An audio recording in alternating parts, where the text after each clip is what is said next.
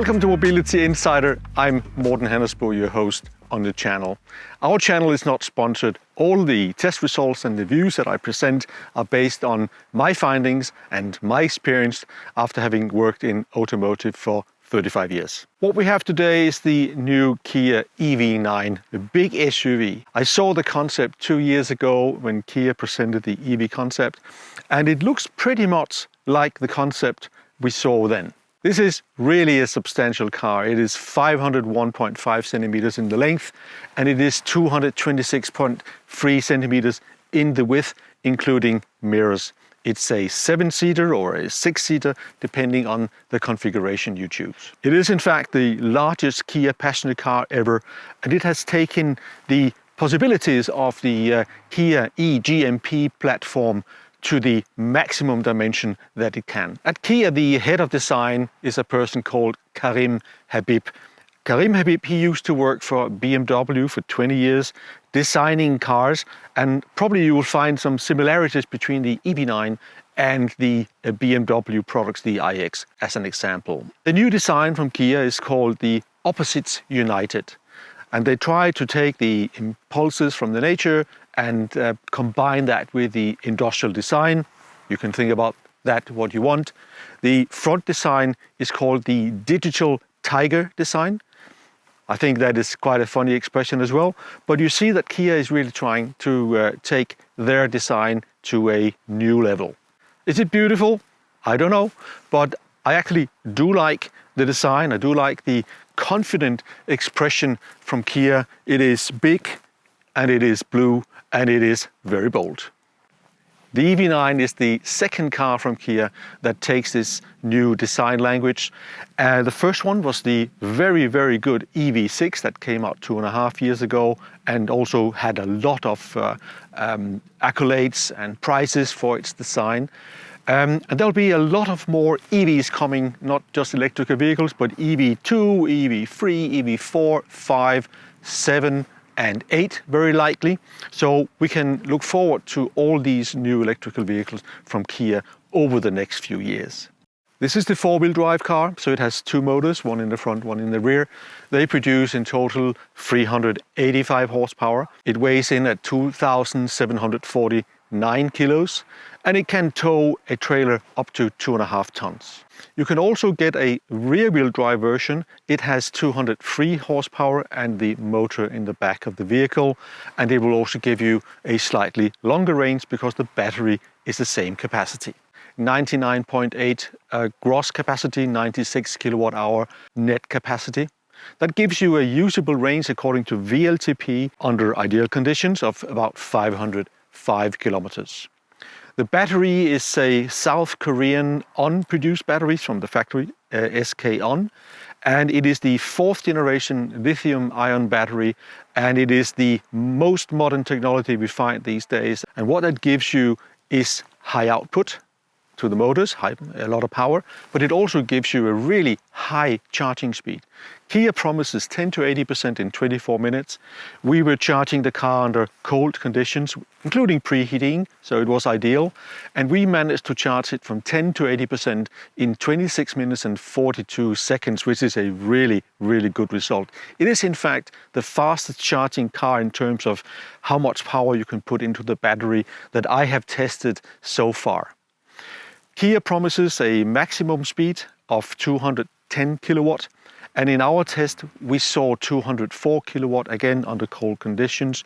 So this is a really fast charging car, one of the best in the marketplace. But you need that because the size of the vehicle, the inside, the cabin, it's a lot of air you need to heat up, and you need to move a lot of air when you drive because the drag coefficient is 0.28, quite high. So that means the price you pay for that is that you have a slightly higher consumption than you would have in a smaller car. I measured after 540 kilometers an average consumption of 27.4 kilowatt hours per 100 kilometers, which is decent, but it is of course significantly more than you would have in a Tesla Model X or the BMW iX, which I tested under similar conditions. A couple of other details in the car: top speed 200 kilometers per hour, which I don't think you will use very often. Maybe more interesting, acceleration 0 to 100 in about 5.3 seconds. It is a very powerful car. It feels very confident and strong when you drive it. And there are rumors that we will also see an even more powerful version in the future, because the powertrain can be taken from the EV6, and that will be a 585 horsepower four-wheel drive large EV9 SUV. So we can look forward to that. You can discuss if you need that much power for a family SUV, but there you have it. Some of the interesting features that you get from the Hyundais, Kias and the Genesis products is the vehicle to load. So you have a function where you can use the battery power and you can charge a small fridge or a small heating device or your computer, your laptop or television by using the 230 volt connection that you have in the car. That is very useful. And probably even more interesting is that in the future, the car will also be able to supply power back to your grid. It has a vehicle to grid function. So if your house is disconnected from the power grid, you can actually use your Kia EV9 to charge your battery or use it for lights in your house. That is quite clever and will give us new opportunities for how we use our cars for storage and how we use them to power our homes. The price of the EV9 is slightly high in its base spec, as the GT line 4x4, as we have it here, is 83,950 Swiss francs. For that you do get a 7-year warranty, and you do also get a 7-year service package with the car, so you're not likely to have big surprises during the lifetime of the vehicle for you. Fully spec'd as this one is, it's a 6-seat configuration with the captain seats in the second row. The price is approximately 92,000 Swiss francs. Now, this is probably a fair price for the size of the vehicle and all the technology, but it is a completely new territory for Kia. When you look at the car, you're a Kia owner, you're going to say, wow, that is a lot more than I'm used to pay for my Kia. And you get into that price range where you can get the entry points 4x4 cars from BMW iX. They would only be marginally more expensive, maybe 20,000 more expensive. And you can also compare it to the SUVs like the Hyundai Santa Fe with a petrol or diesel engine. So it's going to be a difficult choice for some of the potential buyers of the Kia, because this is a new territory for them, and they will have to very likely to look for customers from various brands to sell this car in the larger numbers that I think it actually deserves. In the front, you have a front 52 liters of storage space. For the four-wheel drive version, you have more space if you have a rear-wheel drive. All seats used by passengers, you still have 333 liters of luggage space in the back. If you fold all the seats, both rows in the back, you will have a massive 2,993 liters. And even if you have a 5-seater configuration, you still have about 828 liters of space. So this is a big car with all the space you need for the long trips. It's obvious that the Kia EV9 has been designed for big families or long journeys with your luggage and a lot of people inside the car. So they thought about pretty much everything. So you've got plenty of space for passengers, for your legs, shoulders and head. You have USB-C charging ports everywhere. Here you have one in the side, one over there, here, and up in the front you have another 2. The climate control in the rear can be activated and controlled from here. You have air vents for the second row and for the third row as well. The glass roof you can cover. There is a cover so you don't get direct sun, but on normal days you get lots of light. And up in the front you also have a glass sunroof, and that roof can be opened. Let me show you another really clever feature. If you choose the 6-seat configuration as we have it here with the 2 captain seats in the back of the vehicle. So these seats, of course, they fold and take them back up. Then you can turn it so it's easy to get in and out. Let's say you're an elderly person, or if you have a child and a child seat, it's much easier to get your child into the car. The seat actually also turns another 180 degrees. So you can have the other seat, this seat, and the two third row seats looking at each other, so you can have a conference style setting in the back of the EV9. The car is also practical in other terms. You have a lot of plastic in the car. The seats are vegan leather, so the benefit is, of course, they can be wiped off quite easily if there's any dirt on them. On the other side, it doesn't give you that luxury feeling of a leather seat that you get in some of the premium brands. But the flexibility is really great. You have, even with the seat quite far back, you have a lot of space for head, shoulders and knees. Seats are quite okay. You can surely easily sit here for a couple of hours, but second and first row are more comfortable. Certainly I get the impression that the Kia designers have thought a lot about how can they make this car as flexible as possible so that the family, the big family or the company driver will get the maximum benefit out of driving the EV9, and they did a really good job there.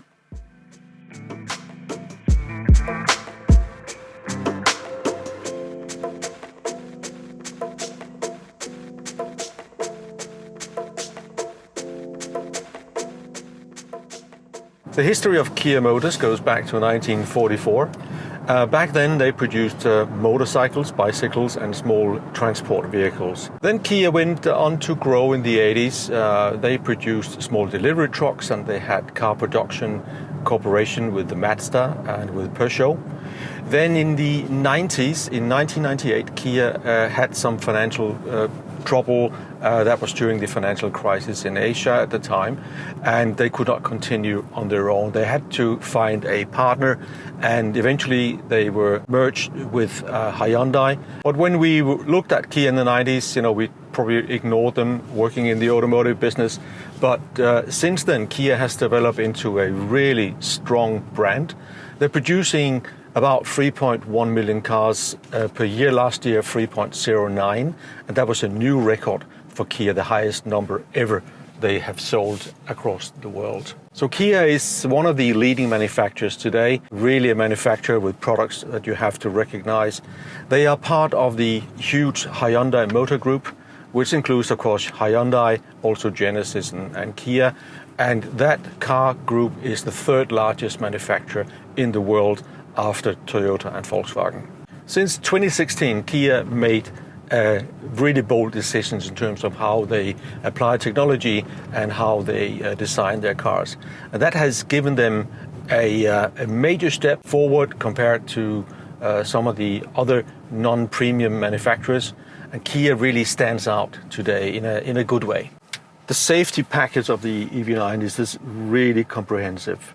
You get standard driver assist technologies, and that include blind spot collision, rear cross avoidance, forward collision avoidance, intelligent speed limit assist, lane follow assist, lane keep assist, multi-collision brake assist, parking collision avoidance assist, and remote smart parking, as well as a trailer stability assist. So as it often is with new technology, in the beginning it's almost overwhelming.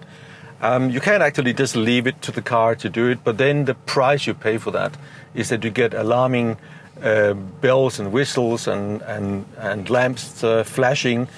So you can live with that. The car will just help you. If you want to shut them down and have the car become more silent, then you need to play with the menu system. Let me give you an example. So the problem is that EU regulations say that car manufacturers have to put in a speed limit visual alarm when you drive the car, and it has to be also acoustic. So here it says 80, which is probably right, but very often the car doesn't actually recognize the correct speed limit. So it either says too high or too low speed limit, and then you have the warning, or you don't have the warning. So the intention is probably excellent, but the execution is not very good. So if you want to turn off the system that tells you the speed limit, normally you get a speed limit assist warning. So you hear it bing. So if you want to turn that off, you program the shortcut on the star and the steering wheel. And with that, you can then press the button here and then you turn it off. So now you don't get the alarm every time you exceed the speed limit by 1 or 2 kilometers. But that is a 3-step thing you have to do every time you get into the car because it resets when you start the car the next time. It is a new step for Kia in terms of size, in terms of the quality feel you have in the car, and also how much technology they put into the car. That is quite impressive. I'm sure it's contemporary and it's high quality, but it doesn't feel premium in the same way as a Range Rover does or the BMW X5 does. I don't think that's a problem. I think this is a different philosophy that Kia has. But it sits there between the luxury vehicles, premium vehicles, high-end, high-priced vehicles like the Range Rovers, and the kind of normal cars in the volume segment. Kia is known for producing high-quality, low-price vehicles. That has been their positioning for the last 20-25 years. With the EV6 that came out 2 years ago and with this new EV9, Kia is moving up and aiming at the premium segments. The base price of the EV9 four-wheel drive, as it is DT line we have here, is 83,950 Swiss francs. And there's never been a Kia that expensive before. So this is a stretch for the brand, and it will be quite a difficult step for many of the loyal Kia owners to make because they are not used to paying close to 85 or 90,000 Swiss francs for a car. That doesn't make the car expensive. It is just a lot of money for the Kia. And if you compare it to some of the premium brands like Range Rover or BMW or Mercedes, I mean, they will be a lot more expensive than the Kia.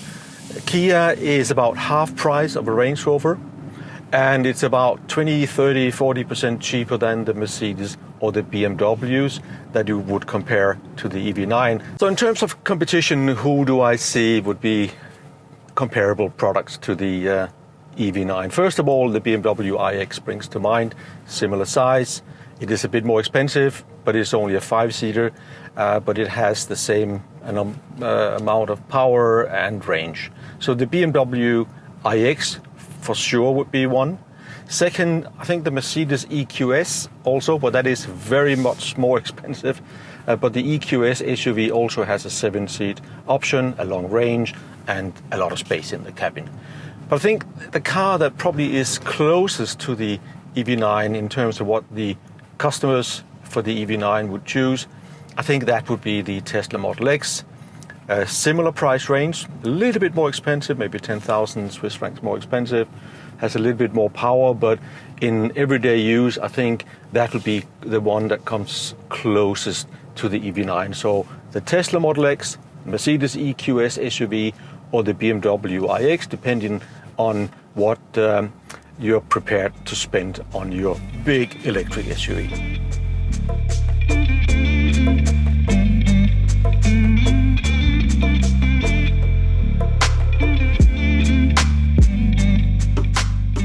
So that brings me to the conclusion and the verdict on the EV9. So I really like the way the car drives. The car has a presence on the road, and it also feels big and really solid. The suspension is a little bit to the soft side, but you never feel like you're losing control when you drive the car. What I also particularly like about the EV9 is the design of the vehicle. I'm sure there'll be some people who may not like it. I really like it. I think it is bold. I think it is confident. And I think Kia is on the right track in the way they have decided to design their future vehicles. The car offers a lot of technology.